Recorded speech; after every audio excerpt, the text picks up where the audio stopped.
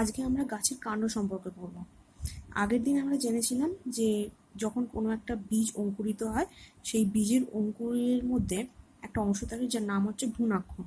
সেই ভ্রূণাক্ষর দুটো অংশ থাকে, একটা হচ্ছে ভ্রূণমূল আর একটা হচ্ছে ভ্রূণমুকুল। ভ্রূণমূল অংশ থেকে আমরা আগের দিন জেনেছি মূল তৈরি হয়, আর মুকুল তৈরি হয় ভ্রূণমুকুল অংশ থেকে। মুকুল অর্থাৎ এই ভ্রূণমুকুল অংশটা থেকে হচ্ছে উদ্ভিদের কাণ্ড তৈরি হয়। এই কাণ্ড উদ্ভিদের মাটির উপরের একটা অংশ, যেটা আলোর দিকে বৃদ্ধি পায় এবং অভিকর্ষের বিপরীত দিকে বৃদ্ধি পায়, সেই অংশটাই হচ্ছে কাণ্ড। এবার একটা আদর্শ কাণ্ড কি করে চিনবো? আদর্শ কাণ্ডকে চিনতে গেলে এখানে দেখো একটা ছবি আছে, এখানে একটা আদর্শ কাণ্ড আঁকা হয়েছে, যেখানে দেখা যাচ্ছে একটা আদর্শ কাণ্ডের দুটো মুকুল থাকে, একটা অগ্রমুকুল আর একটা হচ্ছে কাক্ষিক মুকুল। অগ্রমুকুল যেটা অংশ, সেটা হচ্ছে একদম বিটপের সামনের দিকের অংশ, সামনের দিকে যে মুকুলটা থাকে সেটা হচ্ছে অগ্রমুকুল। আর পাতার কক্ষে অর্থাৎ কোণে যে মুকুলটা থাকে, পাতার যেখান থেকে উৎপন্ন হয় তার কোণে, তার যে কক্ষ থাকে, সেই কক্ষে যে মুকুল উৎপন্ন হয় সেটা হচ্ছে কাক্ষিক মুকুল। অগ্রমুকুলের কাজ উদ্ভিদকে দৈর্ঘ্যে বৃদ্ধি করা। আর কাক্ষিক মুকুলের কাজ কি? কাক্ষিক মুকুলের কাজ হচ্ছে এখান থেকে শাখা প্রশাখা, পাতা,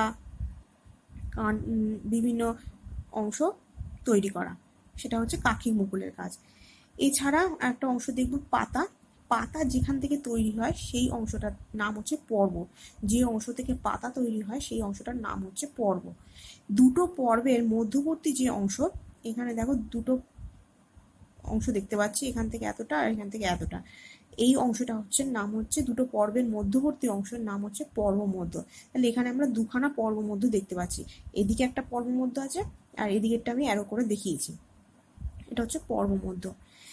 একটা পাতার যে শাখা উৎপন্ন হয় তার যে কোণ তৈরি করে, উদ্ভিদের কাণ্ডের সাথে যে কোণ উৎপন্ন করে, সেই অংশটাকে বলা হচ্ছে কক্ষ, অর্থাৎ এটা হচ্ছে কক্ষ। কক্ষে কি উৎপন্ন হয়? কক্ষে কাক্ষিক মুকুল উৎপন্ন হয়, বিভিন্ন শাখা উৎপন্ন হতে পারে। ঠিক আছে, তাহলে এটা হচ্ছে একটা আদর্শ কাণ্ডের বিভিন্ন অংশ।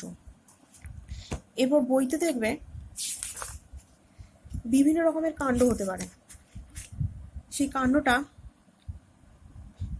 কাণ্ডের গুঁড়িটা মোটা হতে পারে, কাণ্ডের গুঁড়িটা সোজা হতে পারে, এবড়ো খেবড়ো হতে পারে, মসৃণ হতে পারে, কাণ্ডের গোড়ায় বিভিন্ন গাঁটের মতো অংশ দেখতে পাওয়া যেতে পারে। তাহলে এইরকম বিভিন্ন রকমের কাণ্ড হতে পারে, অর্থাৎ গাছটার প্রকৃতি কিরকম হবে সেই অনুযায়ী কাণ্ডটা হবে। গাছের প্রকৃতির উপর নির্ভর করে গাছকে তিনটে ভাগে ভাগ করা হয়, একটা হচ্ছে বিরুৎ, একটা হচ্ছে গুল্ম, আর একটা হচ্ছে বৃক্ষ। বিরুৎ কাদের বলবো? বিরুৎ হচ্ছে যেগুলো একদম মাটির মধ্যে থাকে, খুব একটা বড় হয় না যে গাছগুলো, যেমন ঘাস, ধান, এইগুলোর ক্ষেত্রে যেগুলো খুবই নরম প্রকৃতির গাছ, মাটির অল্প ছোট ছোট হয়, রসালো হয়, সবুজ হয়, সেই অংশ, সেই গাছগুলোকে বলা হচ্ছে বিরুৎ গাছ, বিরুৎ প্রকৃতির গাছ। অর্থাৎ ধান, ঘাস, এইগুলো হচ্ছে বিরুৎ প্রকৃতির গাছ। তারপরের যে আর একটা, সেটা হচ্ছে গুল্ম। তাহলে বিরুৎ দেখলাম, গুল্ম কি? গুল্ম হচ্ছে যে গাছগুলো খুব একটা বড় হয় না, যে গাছগুলো খুব একটা বড় হয় না, ঝোপঝাড় আকৃতির হয়, আর কোনো গুঁড়ি দেখতে পাওয়া যায় না, সেই অংশে সেই গাছগুলোকে বলা হয় থাকে গুল্ম প্রকৃতির গাছ। যেমন জবা, গোলাপ, এগুলো হচ্ছে গুল্ম প্রকৃতির গাছ। আর বৃক্ষ যেটা বলবো, বৃক্ষ হচ্ছে যাদের মোটা গুঁড়ি থাকে, প্রচুর শাখা প্রশাখা থাকে, সেই গাছগুলোকে বলা হয় বৃক্ষ। যেমন আম, জাম, কাঁঠাল, মোটা যে গাছগুলো সেইগুলো হচ্ছে বৃক্ষ গাছ, বৃক্ষ প্রকৃতির। এইবার এখানে দেখো কতগুলো গাছের নাম দিয়ে দিয়েছে। গাছগুলো সোজাভাবে দাঁড়াতে পারে না, বিরুৎ প্রকৃতি।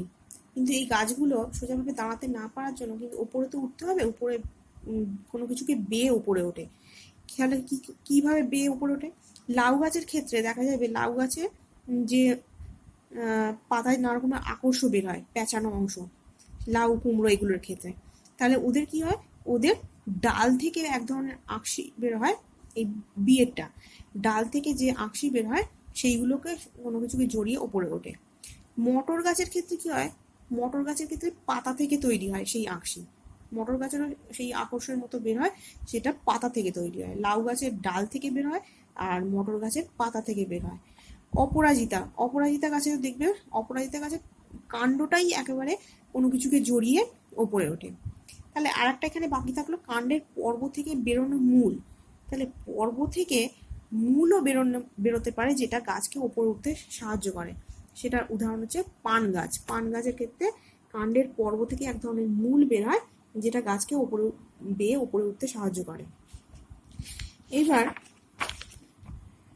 এখানে অনেকগুলো নাম দিয়ে দিয়েছে, সেগুলো কাণ্ড কাণ্ড নয় সেটা বলতে হবে। যেমন ডাঁটা শাকের ক্ষেত্রে, ডাঁটা শাক কিন্তু কাণ্ড, অর্থাৎ উপরের দিকের অংশ, গাছের উপরের দিকের অংশ, এটা কাণ্ড। কাণ্ড কিরকম দেখতে হয়? ডাঁটার মতো সবুজ আকৃতির দেখতে হয়, লম্বা সরু এরকম অংশ। বাঁধাকপি, বাঁধাকপি কিন্তু কাণ্ড নয়। বাঁধাকপি কিরকম দেখতে হয়? বাঁধাকপি হচ্ছে কি বলবো, অনেকগুলো অসংখ্য পাতা একসঙ্গে জড়ো হয়ে সবুজ আকৃতির একটা অংশ।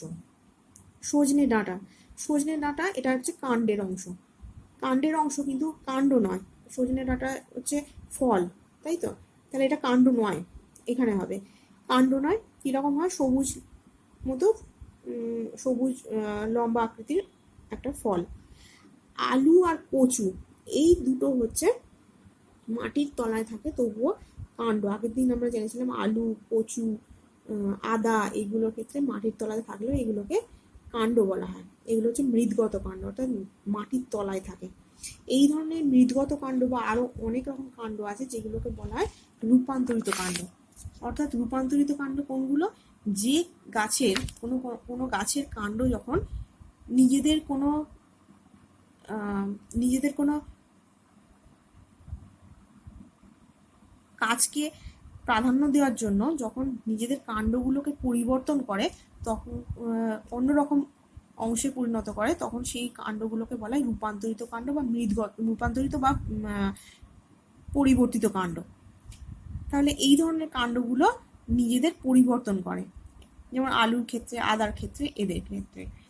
এখানে নিচে কতগুলো কাণ্ড দিয়ে দিয়েছে রূপান্তরিত কাণ্ড, যেখানে দেখতে পাচ্ছি আমরা প্রথমে যেটা আছে সেটা হচ্ছে বেলের শাখাকণ্ড। বেলের শাখাকণ্টকের ক্ষেত্রে আমরা দেখব যে কাণ্ডটা রূপান্তরিত বায়বীয় কাণ্ড দেখতে পাওয়া যায়। বেলের শাখাকণ্ড এটা এক ধরনের রূপান্তরিত কাণ্ড, রূপান্তরিত বায়বীয় কাণ্ড, যেখানে কাণ্ডটা কাঁটায় পরিণত হয়, তেমন দেখতে লম্বা ধারালো কাঁটার মতো হয়, আর কাজ হচ্ছে আত্মরক্ষা করা। কচুরিপানার খর্বধাবক, এখানে কচুরিপানা দেখতে পাচ্ছি, এইটা হচ্ছে খর্বধাবক। এই কচুরিপানার খর্বধাবক রূপান্তরিত অর্ধবায়বীয় কাণ্ড, অর্থাৎ পুরোপুরি বায়বীয় নয়, অর্ধবায়বীয় কাণ্ড, যেখানে কি হয় পর্ব মধ্য থেকে, এই যে পর্ব মধ্য থেকে বিভিন্ন অস্থানিক মূল, পাতা এগুলো উৎপন্ন হতে পারে। সেটা কি কাজে সাহায্য করবে? কেমন দেখতে? ছোট ছোট পাতা, মূল, এরকম অংশ, অনুভূমিক অংশ, যেটা মাটির সাথে অনুভূমিক থাকে, সেই রকম একটা অংশ দেখতে হয়। আর এর কাজ হচ্ছে বংশ বিস্তার করা, অঙ্গজননের মাধ্যমে বংশ বিস্তার করে। আলুর স্ফীতকন্দ, আলুর স্ফীতকন্দ যেটা, সেটা হচ্ছে রূপান্তরিত মৃদগন্ধ কাণ্ড, বললাম আগে। কিরকম দেখতে হয়? নরম, রসালো, বিভিন্ন স্বল্পপত্রযুক্ত এরকম দেখতে হয়। এর কাজ হচ্ছে কি? আলুর কাজ হচ্ছে খাদ্য সঞ্চয় করা, আর বংশ বিস্তার করাও হয়, ওটার মাধ্যমে বংশ বিস্তারও করে। কুমড়ো শাখা আকর্ষণ, যেটা এক ধরনের রূপান্তরিত বায়বীয় কাণ্ড। কুমড়ো শাখা আকর্ষণ কিরকম দেখতে হয়? আচ্ছা, এটা পর্ব থেকে যে কাক্ষিক মুকুল উৎপন্ন হয়, সেই কাক্ষিক মুকুল থেকে সেটা শাখায় পরিণত হয়। কাক্ষিক মুকুলটা আকর্ষে রূপান্তরিত হয়। কেমন দেখতে হয়? এটা নরম প্যাঁচানো স্প্রিং এর মতো হয়। কুমড়ো, লাউ এদের ক্ষেত্রে প্যাঁচানো স্প্রিং এর মতো দেখতে হয়। এর কাজ হচ্ছে অবলম্বনকে জড়িয়ে ধরে ওপরে উঠতে সাহায্য করা। এরপর আছে গাছের দিনরাত কিভাবে কাটে। গাছ তার পাতার খাবার বানায়, আমরা জানি। মূল দিয়ে জলটা তুলে গাছের পাতায় পৌঁছায়। তাহলে জলটা কোন পথে যায়? গাছের কাণ্ডের মধ্যে কাণ্ডের ভিতরে একটা অংশ থাকে, দুটো অংশ থাকে, জাইলেম আর হচ্ছে ফ্লোয়েম। মূল দিয়ে যে জল, রস গ্রহণ করে, সেইটা উদ্ভিদের জাইলেম কলার মাধ্যমে পাতায় পৌঁছায়। আর পাতায় যে খাবারটা তৈরি হয়, সেই খাবারটা উদ্ভিদের ফ্লোয়েম কলার মাধ্যমে চারদিকে ছড়িয়ে পড়ে। তাহলে জাইলেম দিয়ে জল উপরে যায়, আর ফ্লোয়েম দিয়ে খাদ্য সারা দিয়ে ছড়িয়ে পড়ে। গাছের বাড়তি খাবারটা কোথায় জমা থাকে? তার বাড়তি খাবার তো পাতায় তৈরি হয়, যেমন পাতাতে তো সঞ্চয় থাকবেই, পাতাতেও থাকে বীজ, ফল, এগুলোর মধ্যেও বাড়তি খাবার জমা রাখে। চারপাশে ডালপালাগুলোকে মেলে ধরে, পাতাগুলোকে রোদে মেলে রাখে। গাছের কোন অংশ ডাল, পাতা, ফুল, ফল ধরে রাখে? গাছের কাণ্ড। তৃণভোজী পশুরা খেতে এলে কোন অংশ দিয়ে গাছ তাদের বাঁচায়? না গাছের কোনো গাছের গায়ে কাঁটা থাকে, সেই কাঁটা দিয়ে বাঁচায়। চড়া রোদে কষ্ট করে জল তুলতে হয়, বাষ্প হয়ে যেতে থাকে, তখন গাছের কোন অংশটি তাকে দেখায়? গাছের গায়ের মধ্যে এক ধরনের মোমের মতো অংশ থাকে, সেই অংশটা দিয়ে জল বাষ্প হওয়া থেকে বাঁচায়। কিংবা গাছের কাণ্ডে যদি কিউটিকাল থাকে, সেইটা দিয়ে বাঁচায়। আবার কোনো কোনো গাছে কাণ্ডের মধ্যে কাঁটা থাকে, সেই কাঁটাও জল বাষ্প হতে বাধা দেয়।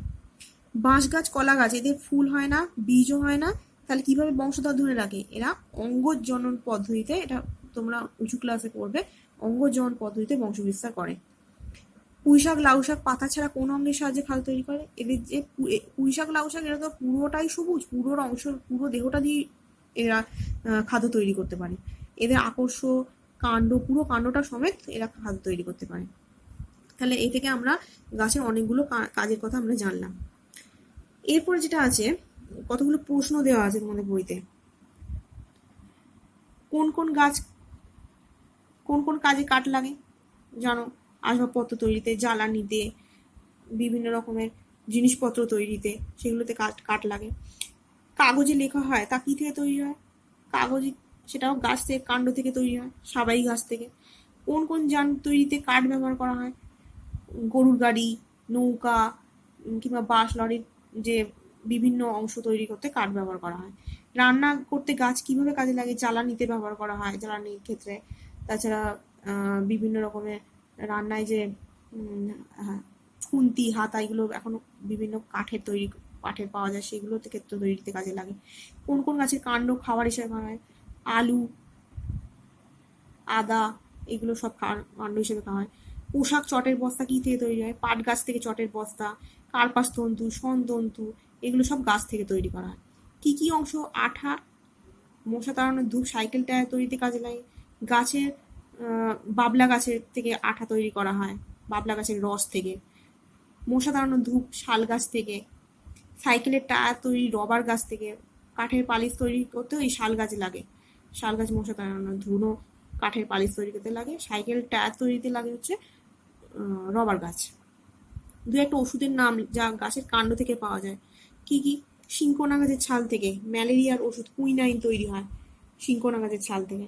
এছাড়া তামাক গাছের পাতা থেকে নিকোটিন, যেটা মাদক দ্রব্য হিসেবে ব্যবহার করা হয়। এছাড়া ধুত্র গাছের পাতা, ফলে ডাটুরিন, হাঁপানির ওষুধ তৈরি হয়, এইগুলো। আর কি? রাতে কোন পাখি এরা কোথায় আশ্রয় নেয়? গাছের কাণ্ডে। গাছ থেকে পোকামাকড়ের নামলেও গাছে থাকে, বিভিন্ন পিঁপড়ে, মৌমাছি, বোলতা, এরা সবাই। এছাড়া অন্যান্য বিভিন্ন প্রাণীরা, বাদুড়, বানর, এরাও, হনুমান, এরাও তো আচ্ছা পোকামাকড় বলেছে, তাহলে ওই বোলতা, মৌমাছি, বিভিন্ন পিঁপড়ে, এরা। দরকারি অক্সিজেন কে বাতাসে ছেড়ে দেয়? গাছ, পাতার মাধ্যমে, পাতায় যে পত্ররন্ধ্র আছে তার মাধ্যমে। কার্বন ডাইঅক্সাইড কে টেনে নেয়? গাছ ওই পত্ররন্ধ্রের মাধ্যমে কার্বন ডাইঅক্সাইড টেনে নেয়। গরমকালে গাছের নিচে দাঁড়ালে ঠান্ডা বোধ হয় কেন?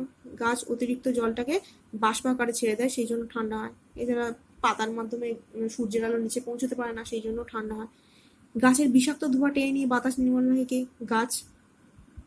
গাছের গুঁড়ি থেকে কিভাবে পরিবেশ দূষণ বোঝা যায়?